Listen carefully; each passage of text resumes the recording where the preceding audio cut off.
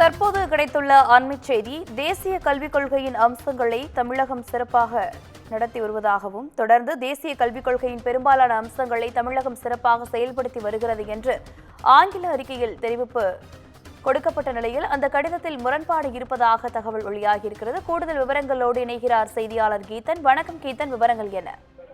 வணக்கம். தமிழக அரசுக்கும் மத்திய அரசுக்கும் இந்த புதிய கல்விக் கொள்கையை அமல்படுத்துவதில் தொடர்ந்து முரண்பாடுகள் இருந்து வருகின்றன.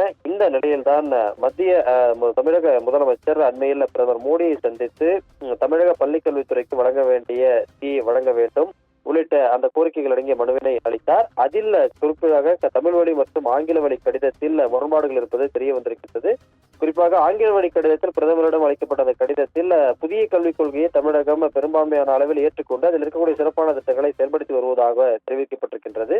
அதே போல தமிழ் வழி கடிதத்தை பொறுத்தவரை அந்த வாசகங்கள் இடம்பெறாமல் தவிர்த்திருக்கின்றார்கள். எனவே திட்டமிட்டு தவிர்க்கப்பட்டதா அல்லது மொழிபெயர்ப்பில் ஏதேனும் குளறுபடி நடந்ததா என்கின்ற அந்த தகவல்கள் இல்லாத போதிலும் பிரதமரிடம் அளிக்கப்பட்ட அந்த தமிழ் வழி மற்றும் ஆங்கில வழி கடிதத்தில் முரண்பாடுகள் இருப்பது தற்பொழுது தெரிய வந்திருக்கின்றது. குறிப்பாக மெட்ரோ ரயில் திட்டங்களுக்காகவும் அதே போல கல்வி சார்ந்த திட்டங்களுக்காகவும் நிதியை வேண்டி கடந்த 27ஆம் தேதி டெல்லியில் பிரதமர் மோடியை தமிழக முதலமைச்சர் நேரில் சந்தித்து அந்த கோரிக்கை மணி அடங்கிய கடிதங்களை வழங்கியிருந்தார். அதில் தான் தற்பொழுது முரண்பாடுகள் இருப்பது தெரிய வந்துள்ளது.